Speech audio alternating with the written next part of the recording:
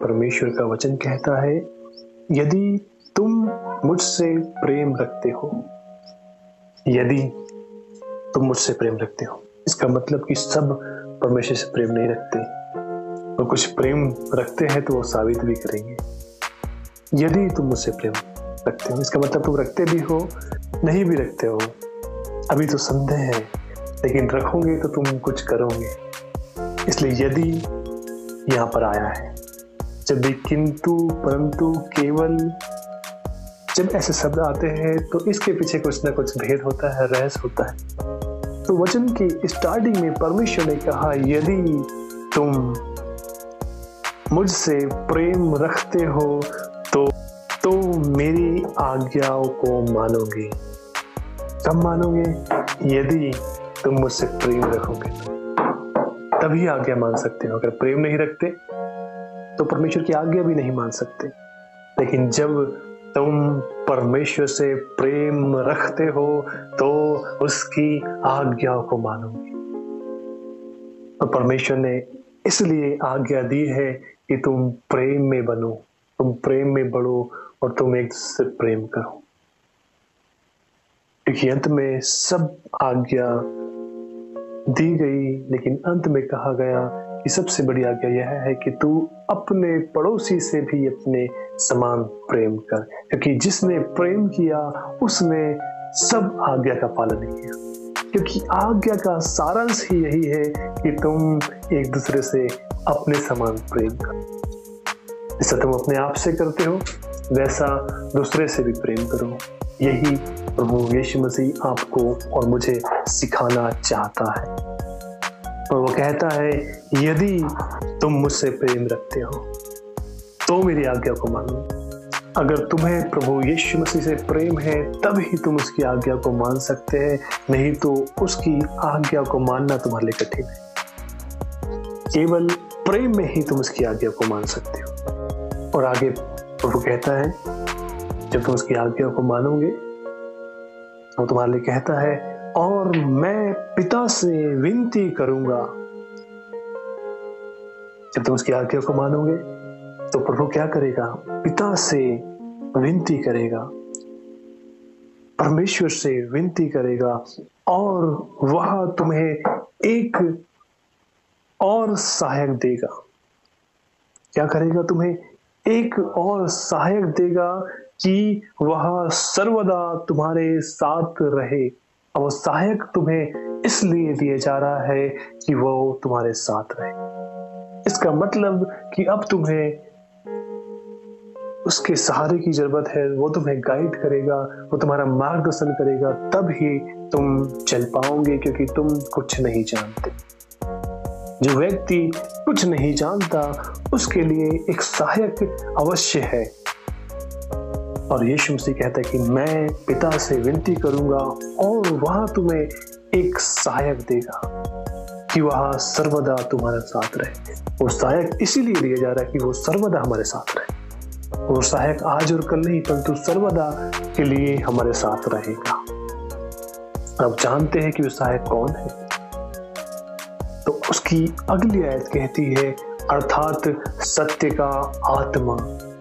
वो सत्य का आत्मा ही सहायक है हमारा। कौन है? सहायक।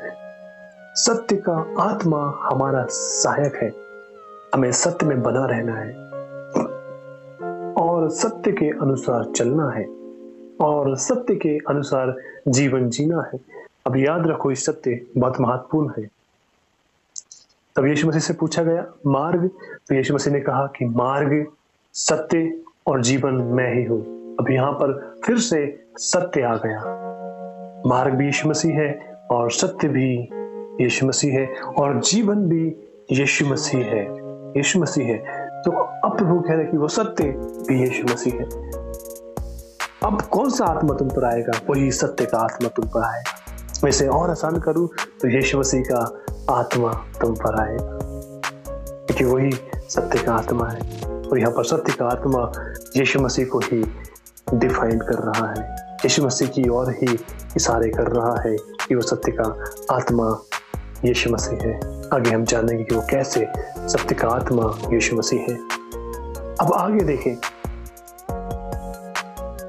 जिसे संसार ग्रहण नहीं कर सकता। अब उस सत्य के आत्मा की बात कर रहे हैं जिसे संसार ग्रहण नहीं कर सकता। वाह, क्यों सत्य की आत्मा का इनकार संसार करता है?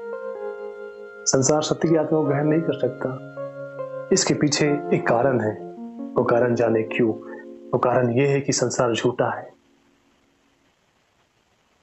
संसार झूठा है और नाश होने वाला है, इसलिए वो सत्य को ग्रहण नहीं कर सकता। इसलिए वो सत्य को ग्रहण नहीं कर सकता क्योंकि संसार झूठा है और नाश होने वाला है। संसार सदा का नहीं है, लेकिन सत्य सदा का है, अटल है, अमर है, अजर है।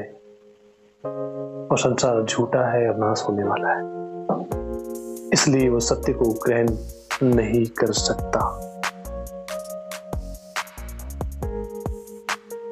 इसलिए प्रभु क्या कहता है अपने लोगों से कि तुम संसार के सादृश्य मत बनो।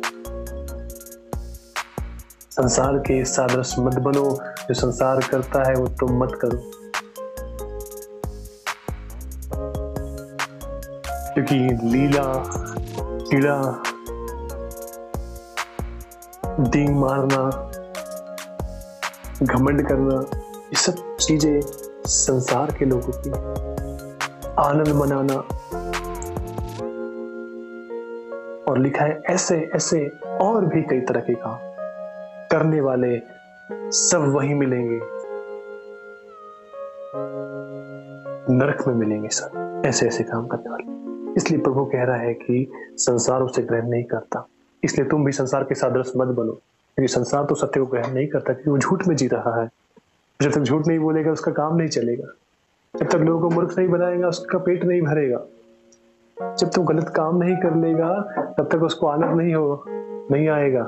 तो ऐसे तुम मत बनो, झूठ के सहारे मत जियो, क्योंकि संसार झूठा है। और आगे वचन कहता है, क्योंकि वहां न उसे देखता है और न उसे जानता है। न संसार प्रभु को देखता है न जानता है, इसलिए वो सत्य को ग्रहण नहीं करता, क्योंकि संसार न उसे देख रहा है न उसे जानता है। परंतु तुम उसे जानते हो, जिन पर प्रभु यीशु मसीह प्रकट हुआ, जो कि वहां तुम्हारे साथ रहता है। तो यीशु मसीह मनुष्य के बीच आया और हमारे साथ रहा।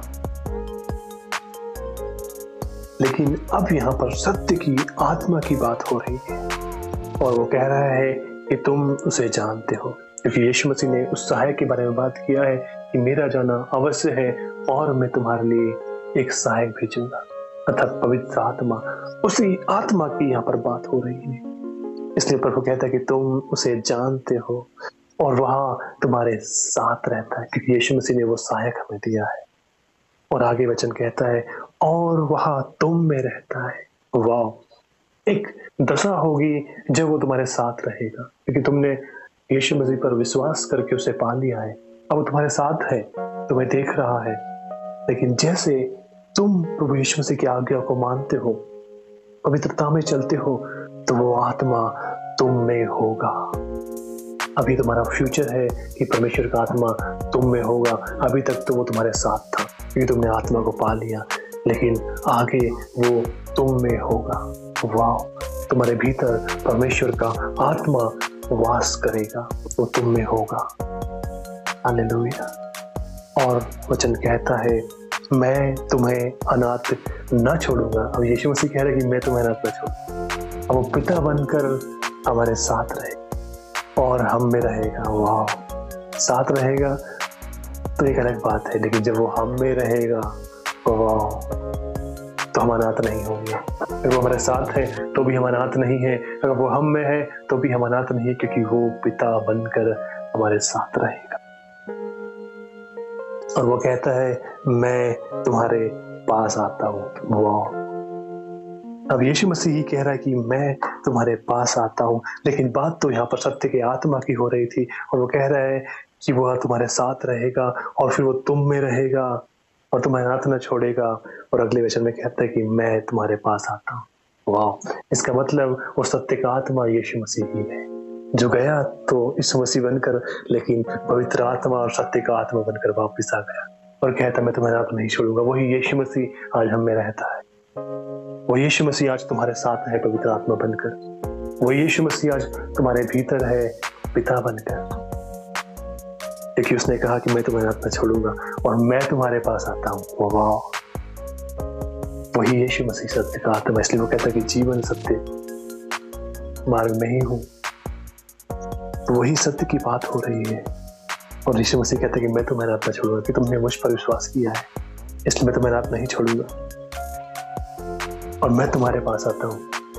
और उसने क्या कहा कि जो मुझ पर विश्वास करेगा वो नाश ना होगा परंतु अनंत जीवन को पाएगा, बहुतायत के जीवन को पाएगा, क्योंकि मैं तुम्हारे पास आता हूँ और अनंत जीवन मुझ में है। अब जो कोई मुझ पर विश्वास करेगा वो नाश ना होगा परंतु अनंत जीवन को पाएगा, यीशु मसीह के नाम में। आमीन।